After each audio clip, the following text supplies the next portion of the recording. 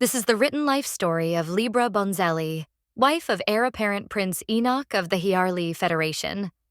This story goes over her entire recorded life till the day she went missing. It was late November of the year 2021. A man named Leo was walking through the thick forestry woods of Floria. Every Friday, this man would go out for a walk in the woods. However, this time he was greeted with a surprise. About an hour into his stroll, he came across a crib. It didn't seem to be empty. Inside it laid a baby girl, safe and sound, all fast asleep. Leo thought how this child would have gotten into such a mess in the first place. He picked up the crib and decided to head home and give the child to the local orphanage. At the orphanage, it was found that this was a girl named Libra, and she belonged to the Bonzelli family. This information was found via an oddly put tag on the child's crib. However, no trace of the Bonzellis had been found in Floria, so the girl was put into the orphanage until someone would pick her up and claim her as theirs. Libra Bonzelli is a 24-year-old with hazel eyes, black and red hair, and she is 5 feet 10 inches tall. No one, including herself, knows where she was born, only that she mysteriously appeared in the forests of Floria. To this day, Libra lives in the city of Aztlacan, which is located in Deliria. It is a predominantly airborne city with various floating islands currently under construction. Libra had been living in the orphanage for a few years, until she was 14 years of age. However, on her 15th birthday, it would be the most remembered one for her. It was a day like any other as Libra woke up and ate her breakfast and her usual morning routine at the time. Libra remembered that it was her birthday and planned to ask the incredibly kind owner of the orphanage if she could go out to a restaurant to commemorate this. However, she would be getting a much greater treat for her birthday. Just before lunch, someone came into the reception. It was a boy. Libra was soon called up to the counter and was told that this mysterious boy had been searching for her for ages. She was told to pack her valuables and treasure, which she did so, and was then dismissed. After the two had exited the orphanage, Libra asked the boy who he was and if he was really searching for her for months on end. To this, the boy responded, "I am Conan. Conan Bonzelli. I am your brother, so why wouldn't I search for you for months, even years if I had to?" This information hit Libra hard. She was extremely confused, but at the same time, extremely rejoiceful. Conan told her to take her time to take in what she had just been told. Libra asked whether he was her elder or younger, to which Conan chuckled, saying that he was 18 years of age and he was her elder. For the next few years, much would remain the same. Conan and Libra moved to the nation of Agnarian, the outskirts of the capital Zareth, to be exact, where they would live a happy life. Conan himself was a bounty hunter and a bandit, and once Libra was 20 years of age, he would also train her to master the art. Libra would go on to become a bandit herself and also live a normal bandit's life. However, a year later, much would change. It was the average day for Conan and Libra. Conan was to set out to claim a bounty, and Libra would stay home and train, awaiting when she would take on her first bounty.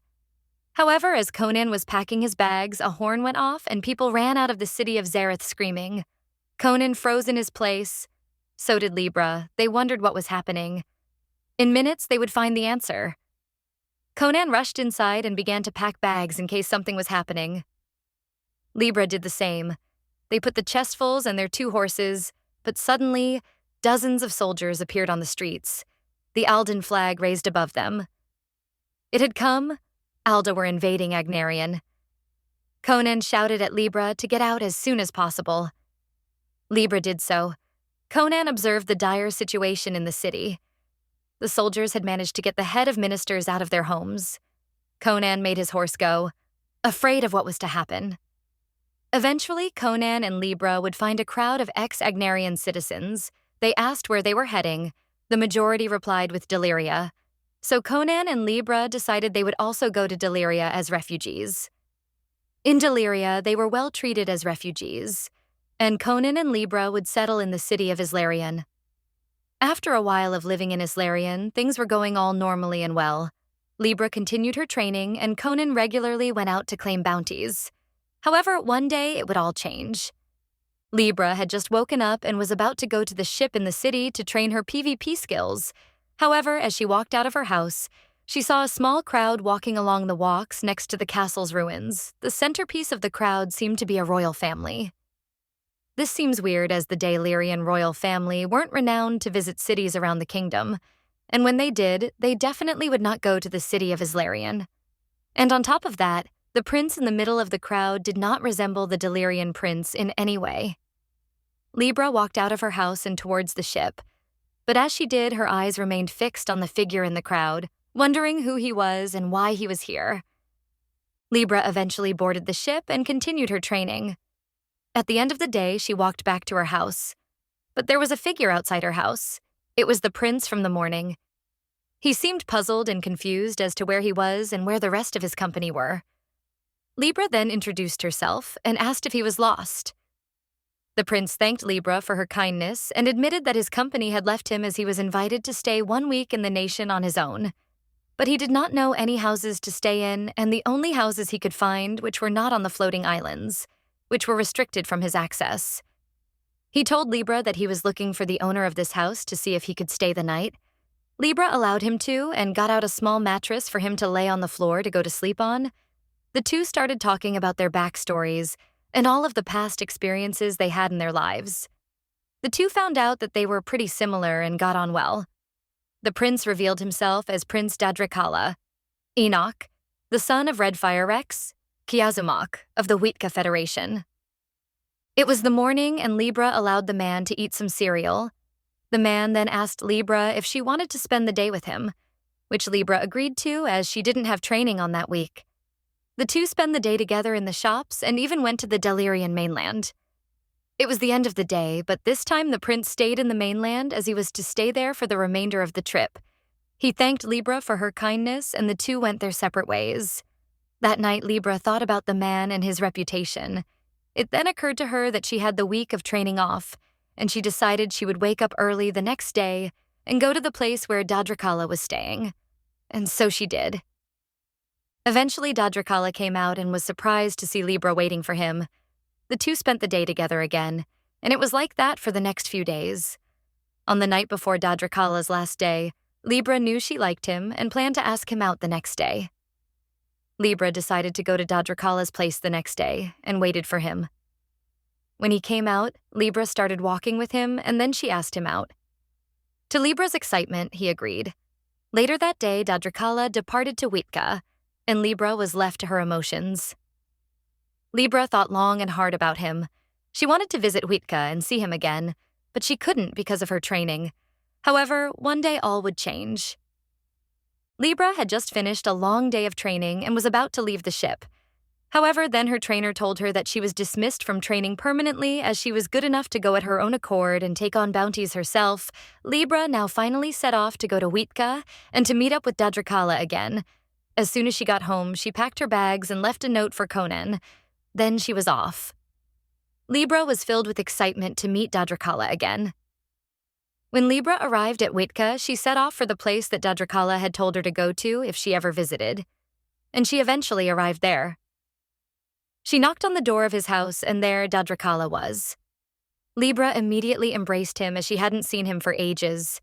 After spending a few days with him, Libra's fondness towards him grew and grew. This eventually got to the point where Libra wanted to propose to him but didn't know how to. Eventually, Libra settled on just asking Dadracala if he wanted to marry her at night, once they had finished their dinner. She did so, and to this, Dadracala accepted, and the two embraced each other. The two hugged for minutes at a time, laughing with joy and happiness at what had just happened, and would remember this day for years to come. The next morning, the two decided they would plan the marriage and invite everyone they could. The marriage was planned to be in Aztlacan. With that, Libra headed off.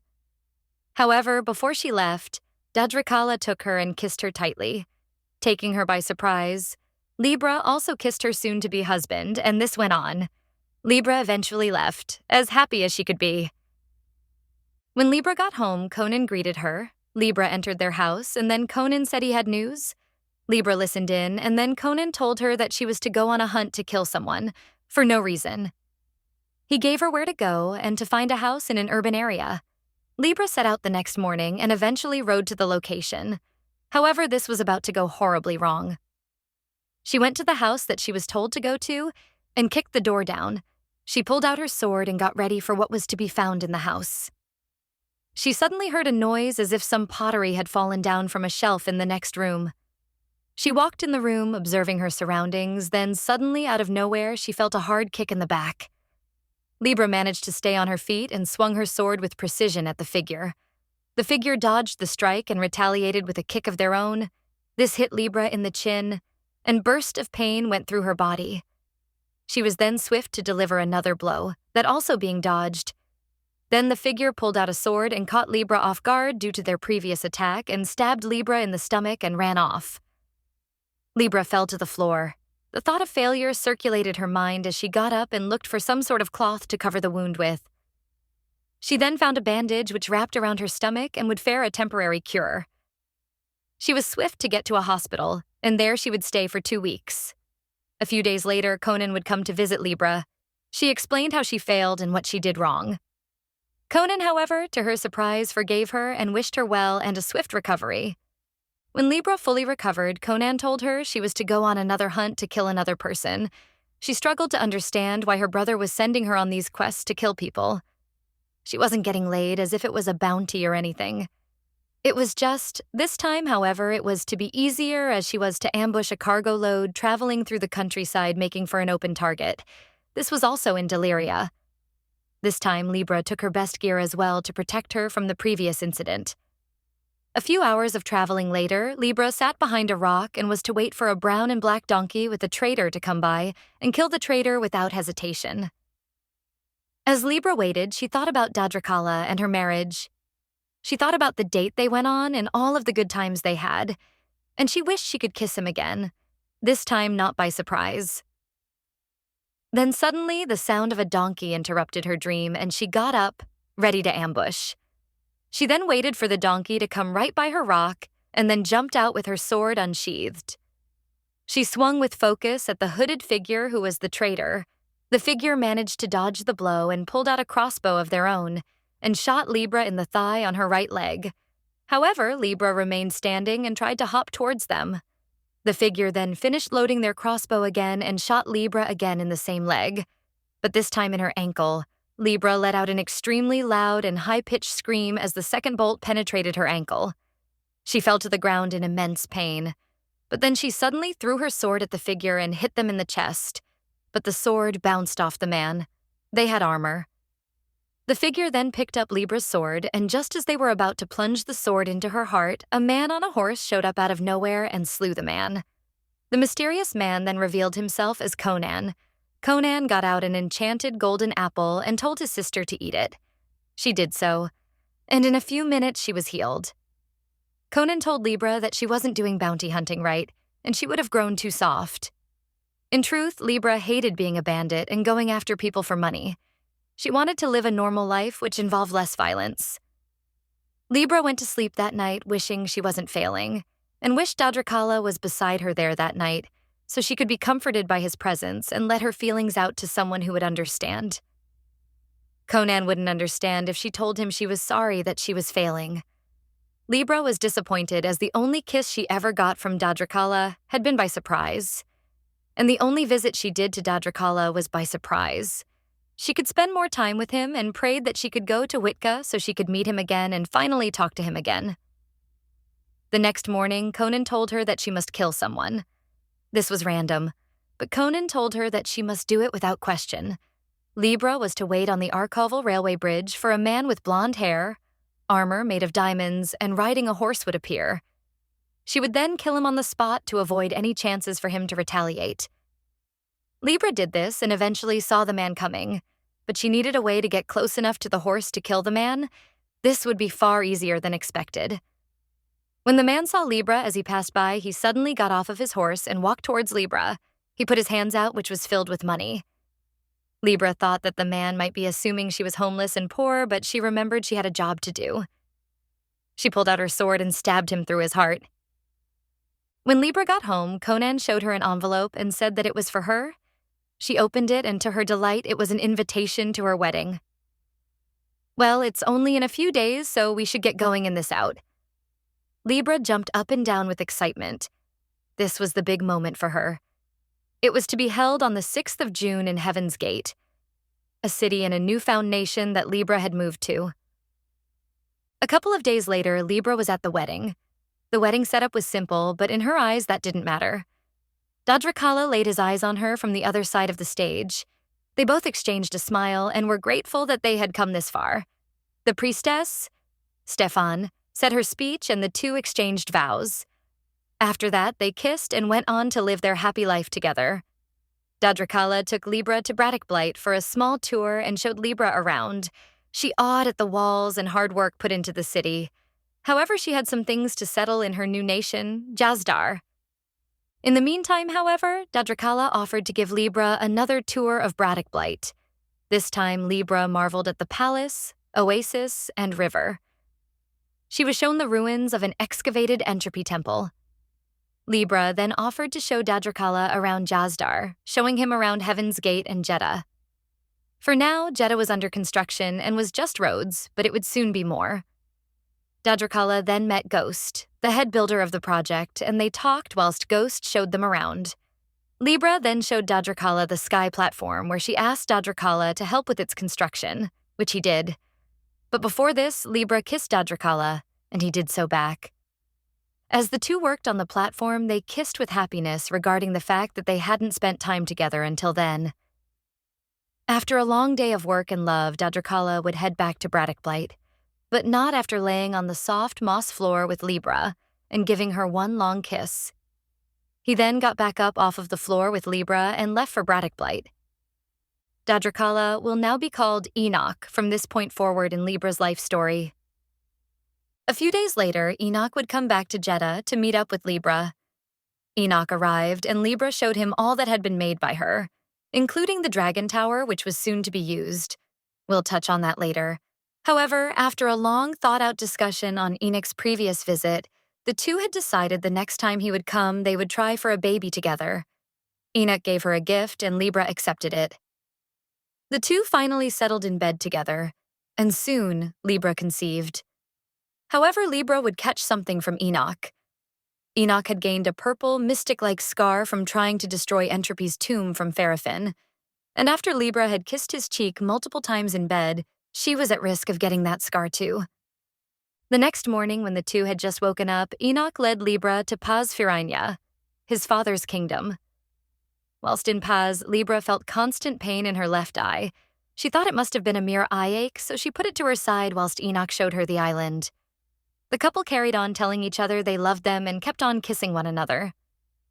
After that, Enoch said to her, "I hope you'll be a great mother. You are now carrying our first child. Take care of him or her throughout your journeys." To which Libra replied, "I will take care of him or her as much as I can." Libra then would go back to Jeddah. This was the day she became pregnant, carrying their first child, Asher. A few days later, whilst Libra was resting, her pregnancy began to show. Libra was thinking to herself about her life. She had the highest of hopes that she would be a good mother. She hoped she would raise good kids, and Enoch would help her. She sat in her room. She had to rest for a few weeks while she was pregnant, as she couldn't work to the extent she usually did. Suddenly, there was a knock on the door. It was her brother, Conan. "Hey, so it's been a while," he said. "Yeah, I'm probably going to move here in Jazdar permanently," she replied. "All right. Well, I just came to say congrats on having your first baby," Conan said. "Aw, thanks," replied Libra. "You should probably stop working so hard, devote time to your child and raising him. Stay here and I can bring you stuff. Necessities and that, but wow, your life is progressing, haha. I'm still bounty hunting." Conan advised, "Yeah, we'll take that into account. Maybe you try to find stuff apart from bounty hunting?" "I think I've quit that," Libra said. "Nah, it's our only source of money. You just rest here, I'll get things done. Also, what's up with your eye?" "Wasn't like that the last time I saw you?" Conan asked. "What? What's happened to my eye?" Libra was confused. "It has gone purple. Not like swelling, it's like you're part Enderman," Conan told her. "You should get that checked out." Conan then revealed a gift for Libra. He pulled out a bottle of alcohol from his bag and gave it to Libra without telling her what alcohol it was. and then left. Libra had never drank alcohol before, and this would be her first time trying it, so she took a sip and immediately fell in love with the drink. She eventually drank the whole bottle in minutes and became slightly drunk. Next time Conan would come the next morning, Libra asked him to bring 5 bottles every visit he paid to her. Conan was surprised as he had never thought of his younger sister as one who would like alcohol, but he reluctantly agreed. That evening, when he came around, he held his promise and brought 5 bottles of beer. Libra drank all 5 through the night, but she wanted more. She was becoming addicted to the drink. In the morning, when Conan came and brought her 5 bottles, he said to Libra, "You should cut it down. At least don't drink whilst you're carrying a baby." But Libra would ignore him. Weeks passed and Libra's obsession with alcohol grew and grew. Conan stopped bringing her the drink and ultimately stopped visiting her.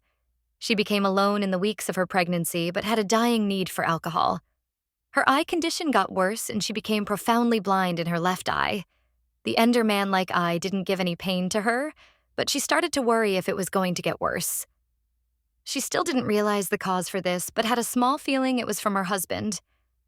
A few weeks later, Libra heard something at her door, as if something had slid according to the floor. She got up and was surprised to find an envelope on the floor.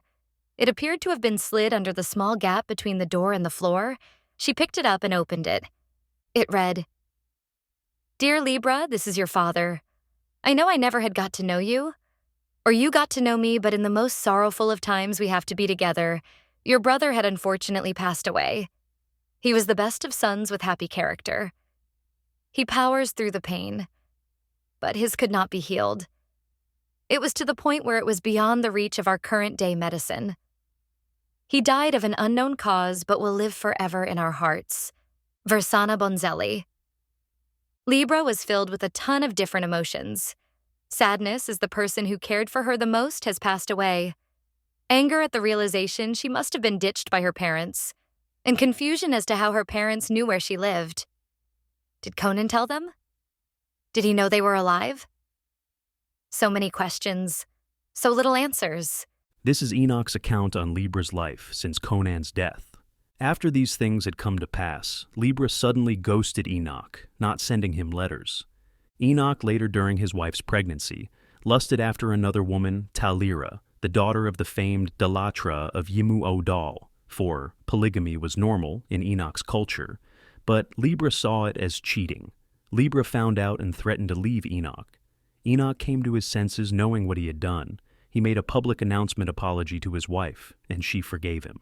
Libra later bore Asher, twins Kanya and Tlatoani, a daughter Metstili and Vanya.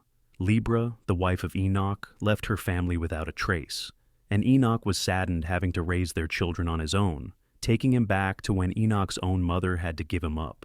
Since then, here Leah was established, and Enoch became crowned prince there. Then he lost about half of his children. He lost Metstili, Vania, and Nahum from another woman, including Asher as well, the heir to House Bonzelli. That title was up for debate going to Kanya. Thankfully, Asher was still alive and survived the coordinated attack that caused the house fire that killed half of Enoch's children. Enoch named Asher the head of House Bonzelli since Libra, and Enoch's biological children are the last Bonzellis.